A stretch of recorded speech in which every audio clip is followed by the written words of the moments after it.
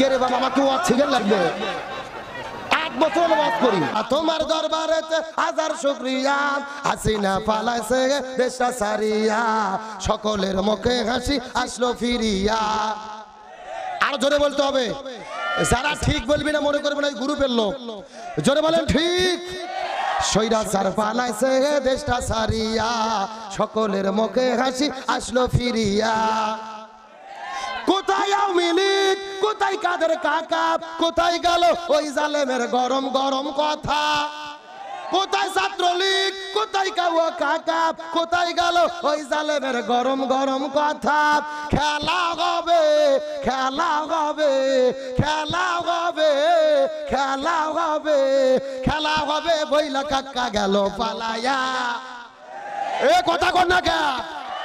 এরা কি ডায়লগ দিয়েছিল? খেলা। কে বলেছিল? এ জোরে কোন কি কাদের? কাউয়া কাদের? পাঁচ লাইনে দুটোতে দেয় না। না 30 মিনিট আমরা সহ্য করতে পারতেছি না, ব্যাপার কি? না না এত কান ভরা দিলে বস হয় নাকি? আমি অনুরোধ করে বলতে চাই বসেন, আমি শেষ পর্যন্ত কি করে আগে দেখেন। আপনাকে আমি অসম্মান করি, আপনি দামি কথা কই জানছি, দামি কথাই তো বলতেছি, দামি কথাই তো বলতেছি। আপনার সমস্যা কি? আমি কি বাস করি জানেন না? এই আমার ওয়াজ ইউটিউবে শোনেননি? আপনাদের এত সমস্যা, তাহলে গাই মার্কা ভক্তের দাওয়াত দিতেন। এ কথা কন না কে? আপনার হাটের থেকে আরিয়া গরু কিনে নিয়ে এসে গাইয়ের মতো স্বভাব পাবেন। আমি যেইভাবে কথা বলি ওইভাবেই কথা চলবে। আপনার সহ্য করতে না পারলে আমাকে কেন দাওয়াত দিলে? আমি অনুরোধ করে বলতেছি বসেন, আমি অনুরোধ করে বলতেছি বসেন। আপনার উনি কি আলেম মানুষ নাকি? আমি যেই কথাগুলো বলছি কোরআনে আয়াত ছেড়ে বলছি।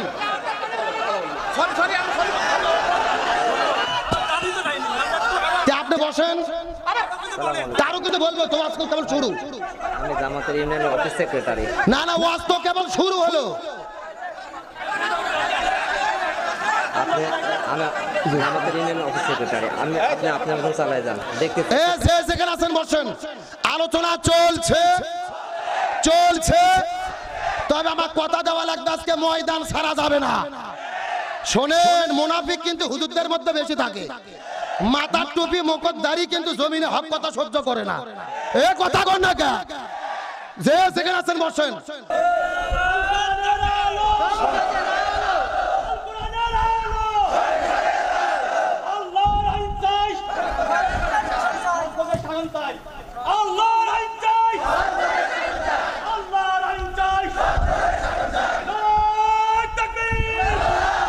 তারা চিন্তা করেছিল এই বাংলাদেশ থেকে যদি ইসলামকে নির্মূল করতে হয়, এই বাংলাদেশের ভেতরে সবচাইতে শক্তিশালী ইসলামী রাজনৈতিক দল হলো বাংলাদেশ জামাত ইসলামী।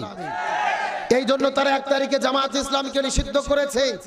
আর আল্লাহর কি খেলা, 5 তারিখে সিরা জুতা সিরা শাড়ি পরে তারা বাংলাদেশ থেকে মামু বাড়ি দিল্লিতে পালাতে বাধ্য হয়েছে।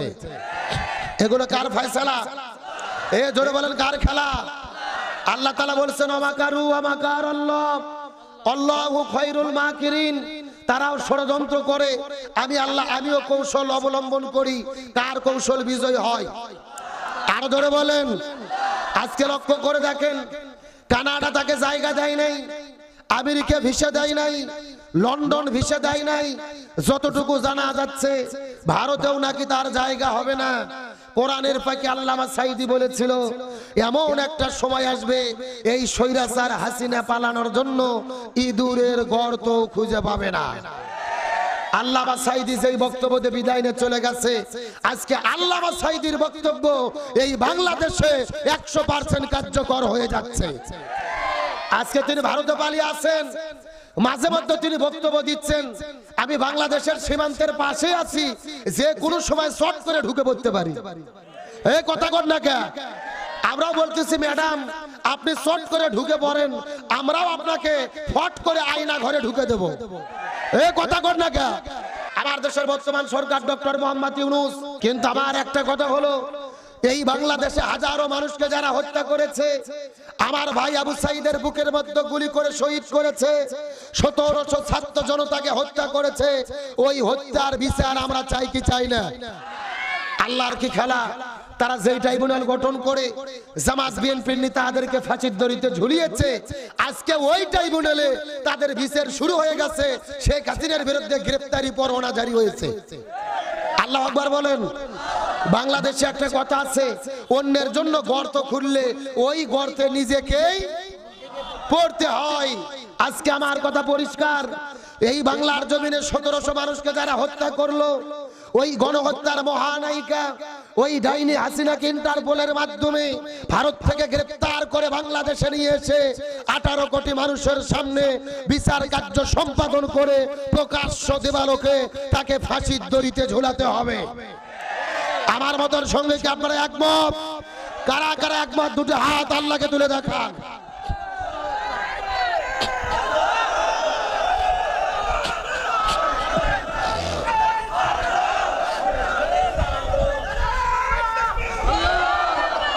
আপনারা যে তাকবীর দিলেন, মনে হচ্ছে স্বৈরাচার এখনো আপনাদের ঈশ্বর দিতে আছে। দেখে মাঝখান থেকে একজন দাঁড়িয়ে তাকবীর দেন তো দেখি, দেন একজন স্লোগান দেন।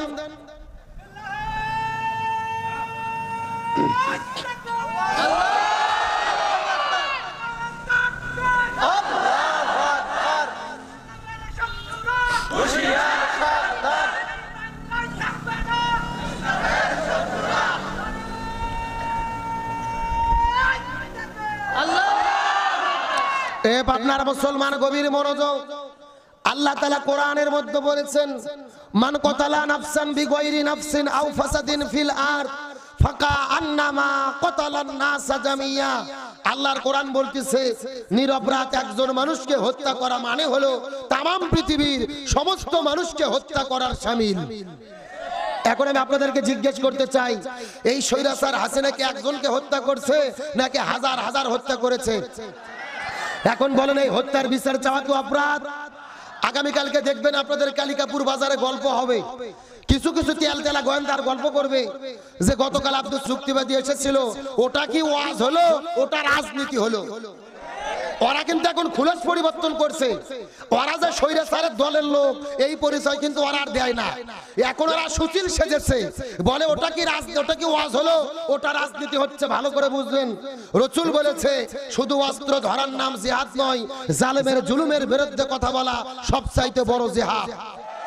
আর অন্যায়ের বিরুদ্ধে কথা বলা যদি রাজনীতি হয়, ওই রাজনীতি আব্দুল সালাম যুক্তিবাদী স্বৈরাচার হাসিনা দেশে থাকতেও করেছে, যতদিন বেঁচে থাকবে ততদিন করবে। তার কারণ গভীর মনোযোগ ভালো করে বুঝবেন, এই বাংলাদেশে ট্রাইব্যুনাল গঠন করে জামাত বিএনপির নেতাদেরকে ফাঁসি দিয়েছে। মিথ্যা মামলা, মিথ্যা সাক্ষী, মিথ্যা রায়। আর স্বৈরাচার হাসিনা গণহত্যা করেছে। মিথ্যা রায় আর মিথ্যা সাক্ষীর দরকার নেই, বাংলাদেশের 18 কোটি মানুষ তার চাক্ষুষ সাক্ষী। সুতরাং অন্যের বিরুদ্ধে কথা বলা হলো ঈমানের দাবি। গভীর মনোযোগ ভালো করে বুঝবেন, আজ থেকে 1450 বছর আগে ওই মক্কার দারুন নাদওয়া সংসদের ভেতরে রাসূলের বিরুদ্ধে আবু জেল যেই 3টা আইন জারি করেছিল, যেই 3টা ষড়যন্ত্র করেছিল, গত 16 বছরে ওই স্বৈরাচার হাসিনা এই দেশের ভেতরেও তারা 3টে ষড়যন্ত্র করেছিল। কয়টা? 3টা। আরো জোরে বলেন। 3টা। আমার প্রিয় বন্ধুগণ, মুসলমান ভাইরা গভীর মনোযোগ। আমার নবীজির বিরুদ্ধে মক্কার দারুন নাদওয়া সংসদের ভেতরে আবু জেল 1450 বছর আগে যেই 3টা ষড়যন্ত্র করেছিল, এই গত 16 বছরের ভেতরে এই বাংলাদেশের স্বৈরাচার তারাও 3টা ষড়যন্ত্র ইসলাম এবং মুসলমানদের বিরুদ্ধে করেছে। সরাসরি কোরআন থেকে দলিল দিয়ে কথা বলা আপনাদের মধ্যে বলতে চাই। সূরাটির নাম হলো সূরা আনফাল, আয়াত নম্বর হলো 30। গভীর মনোযোগ। আল্লাহ তাআলা কত চমৎকার করে বলেছে, ওয়াইয ইয়ামকুরু বিকাল্লাযিনা কাফারু, ওয়াইয ইয়ামকুরু বিকাল্লাযিনা কাফারু। ইয়া রাসূলুল্লাহ, আবু জেল আপনার বিরুদ্ধে ষড়যন্ত্র করতেছে, কিয়ামত পর্যন্ত করবে। ইয়ামকুরু শব্দটি হলো মুজারের সিগা, বর্তমান ভবিষ্যৎ, প্রেজেন্ট ফিউচার। আল্লাহ বলেন, ইয়া রাসূলুল্লাহ, আবু জেল আপনার বিরুদ্ধে ষড়যন্ত্র করতেছে, কিয়ামত পর্যন্ত করবে। এখন আমি আপনাদের জিজ্ঞাসা করি, বলেন তো আবু জেল কি কিয়ামত পর্যন্ত বেঁচে থাকবে? তাহলে আল্লাহ মনে হয় ভুল করে লিখেছে। আপনাদের কি মনে হয় আল্লাহ কি ভুল করে? আল্লাহ ভুল করেন এমন কথা বললে ইমানও থাকবে না। কিন্তু আল্লাহ তাআলা এই জায়গার মধ্যে যদি মাকারা শব্দ দিত, এই জায়গার মধ্যে ব্যর্থ হয়ে যেত। কিন্তু আল্লাহ তাআলা মাকারা শব্দ না দিয়ে ইয়ামকুরু শব্দটি কেন ব্যবহার করলো? এই আয়াতের ব্যাপারে তামাম পৃথিবীর ভেতরে সমস্ত মুফাসসির কিরাম একমত পোষণ করেছেন, কিয়ামত পর্যন্ত আবু জেহেল থাকবে না, কিন্তু আবু জেহেলের নাতি পুতিরা যোগ্য উত্তরসূরিরা কিয়ামত পর্যন্ত দেশে দেশে থাকবে। কার বক্তব্য? আসেন আমি যদি একটা কথা বানাইয়া বলি, আপনার কাছে আমার জিহ্বা কাটে নেবেন, আমার কোনো আপত্তি নেই। তবে আমি কোরআন থেকে যদি দলিল দিয়ে কথা বলি, আর আপনারা যদি মুসলমান বলে নিজেদেরকে দাবি করেন, আপনারা কোরআনের বক্তব্য মেনে নিতে বাধ্য। তারা চিৎকার করে বলেন কিয়ামত পর্যন্ত এই জমিনের মধ্যে আবু জেহেলের বংশধররা থাকবে। কে বলেছেন? আরো জোরে বলেন। আল্লাহ তাআলা ডাকতে বলেন ইয়া রাসূলুল্লাহ, রাসূল ডাকতে বলেন আল্লাহ আপনি তো বলেন কিয়ামত পর্যন্ত এই জমিনের মধ্যে আবু জেহেলের বংশধরেরা থাকবে, আমরা আবু জেহেলদেরকে চিনতে পারবো কেমনে? আল্লাহ বলে ইয়া রাসূলুল্লাহ কিয়ামত পর্যন্ত আবু জেহেল যারা হবে তারা সব সময় কাজ করবে তিনটা। জোরে বলেন কয়টা? আরো জোরে। আবু জেহেল সব সময় তিনটা কাজ করবে। তার মধ্যে প্রথম নম্বর কাজ হলো এই জমিনের মধ্যে যারা কোরআনের হক কথা বলবে, কোরআনের সত্য কথা বলবে, এই জমিনের মধ্যে দিন প্রতিষ্ঠার কথা বলবে, ইসলামী আন্দোলনের কথা বলবে, এই জমিনের মধ্যে ইকামতে দিনের কথা বলবে। প্রথম নম্বর কাজ হলো এই জমিনের ভেতরে যারাই কোরআনের হক কথা বলবে লিইউসবিতুকা, তাদেরকেই তারা জেলের ভেতরে বন্দী করবে। এখন আমি আপনাদেরকে জিজ্ঞাসা করি, আপনার মুসলমান চিৎকার করে বলেন, এই যে গত 16 বছরে এই দেশের মধ্যে স্বৈরাচার হাসিনা যে শাসন করে গেল, আলেমদেরকে জেলে বন্দী করছে নাকি করে নাই? আরো জোরে বলেন। আমাদের প্রিয় ভাই মুফতি আমিরে হামজা, শাইখুল হাদিস আল্লামা মামুনুল হক, শিশু বক্তা নামে পরিচিত রফিকুল ইসলাম মাদানী, মুফতি জসিমউদ্দিন রহমানী, মুফতি কাজী ইব্রাহিম, এই জায়গার মধ্যে শেষ নয় রে মুসলমান। আমাদের কোরআনের পাখি আল্লামা দিলওয়ার হোসেন সাইদিকে 13 বছর ধরে জেলখানার মধ্যে বন্দী করে রাখার পরে, ওই জেল থেকে বের করে হসপিটালের মধ্যে ভর্তি করার পরে ইনজেকশনের মধ্যে বিষ ঢুকাইয়া ওই ইনজেকশনের সিরিজ দিয়ে আল্লামা সাইদির শরীরের ভেতরে বিষ ঢুকাইয়া কোরআনের পাখিকে পরিকল্পিতভাবে তারা হত্যা করেছে। আরো ধরে বলেন। ওই আল্লামা সাইদিকে 13 বছর জেলে বন্দী করে সেখান থেকে বের করার পরে যখন নিয়ে চলে গেলেন হসপিটালের ভেতরে, আবার এখানে ফ্যান দিলেন কেন? মানে এত মাস্টারি করলে হবে না তো, একটা ফ্যান দিতে বসে থেকে অচ্ছ না।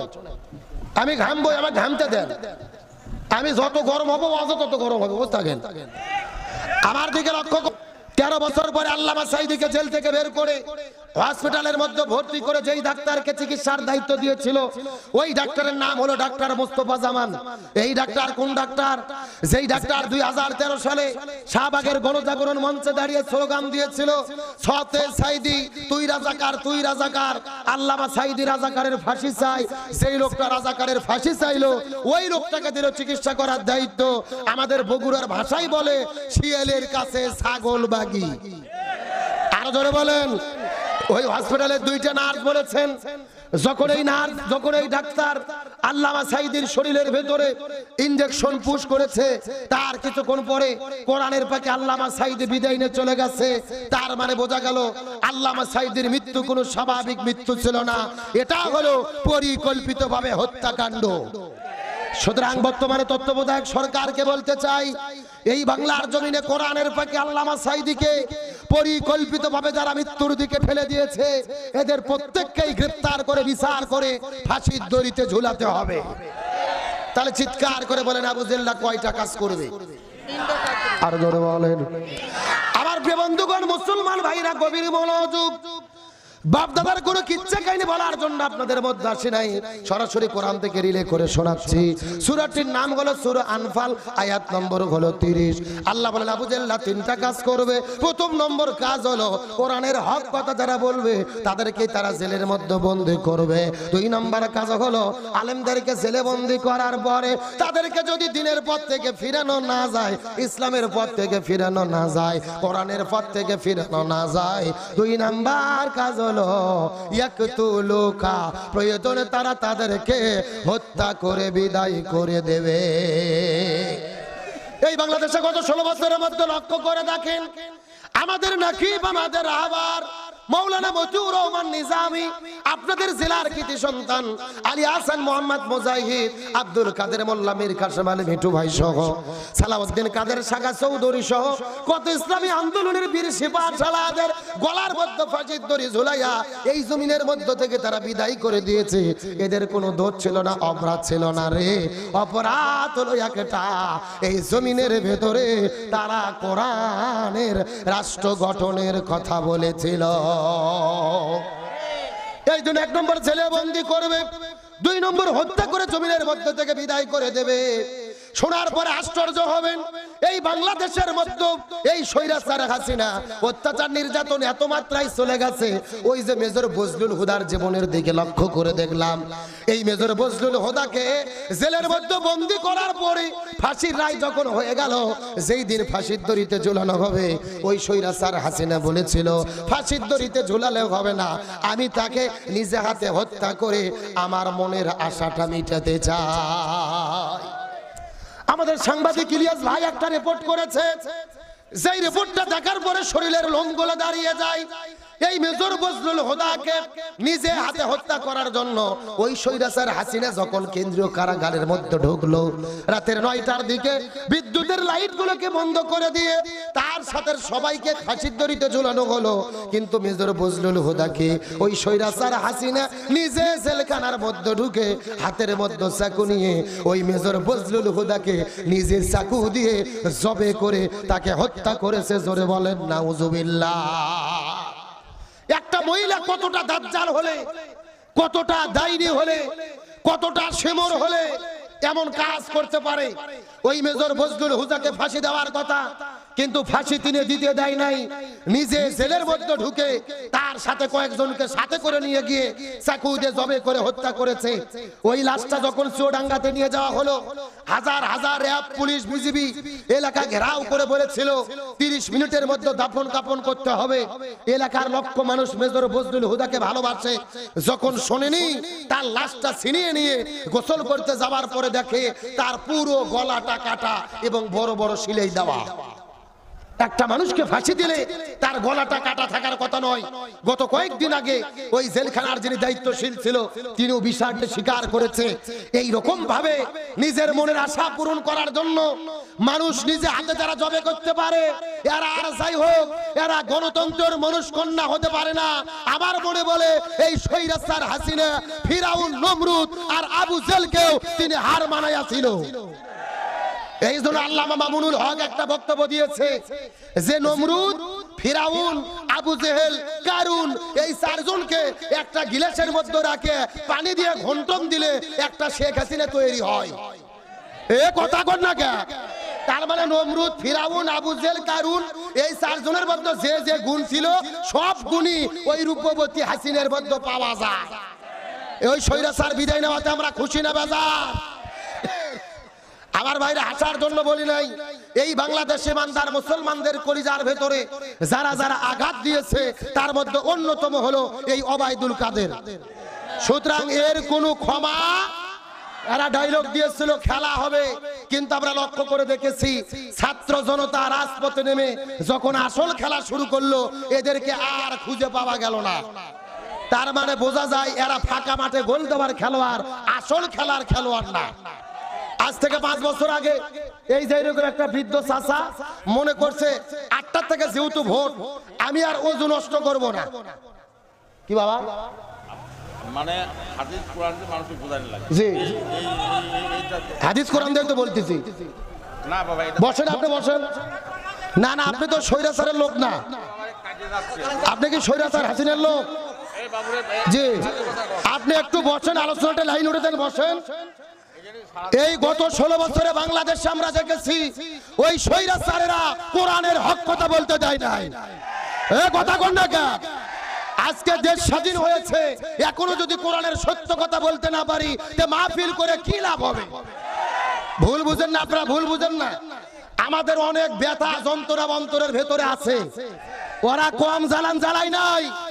কোরআনের হক কথা চলবে, স্বৈরাচারের দালালি আর বাংলাদেশে চলবে না।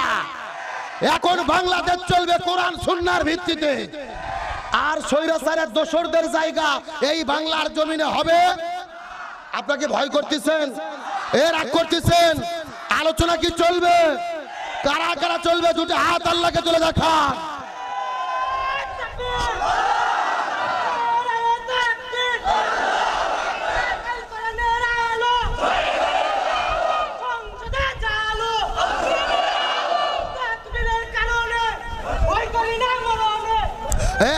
আপনাকে মন খারাপ করতেছেন? আপনি আমার কাছে বসেন, টেনশন নেই, বসেন।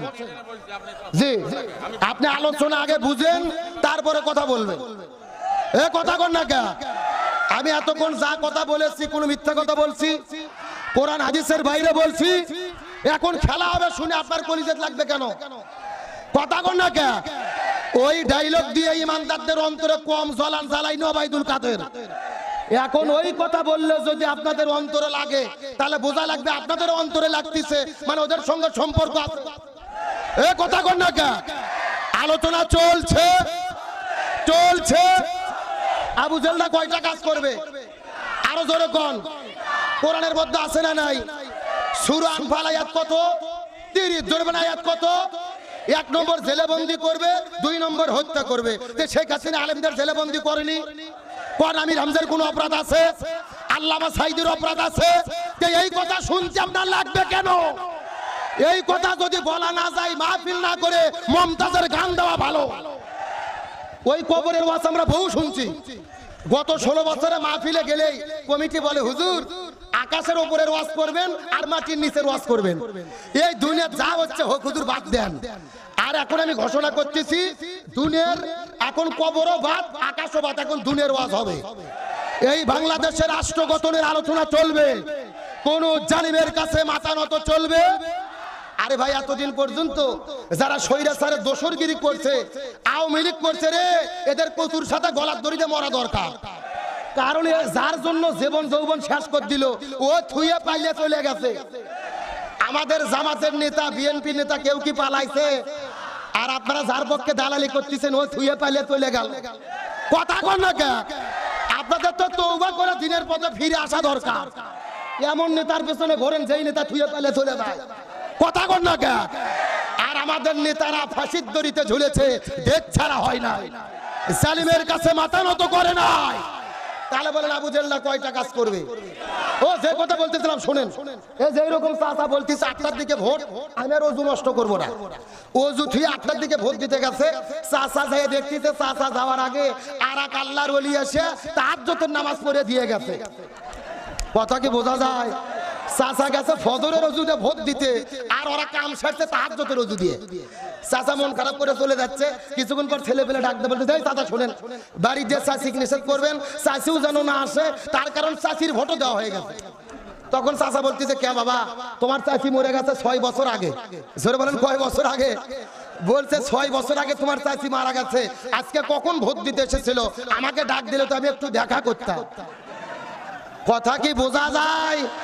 তার মানে বোঝা যায় 16 বছরে সঠিক নির্বাচন যদি হতো, এমপি মন্ত্রী হওয়া তো দূরের কথা, জামাত বিএনপি মাঠে থাকলে এরা মেম্বার হওয়ারও ভোট পেত না।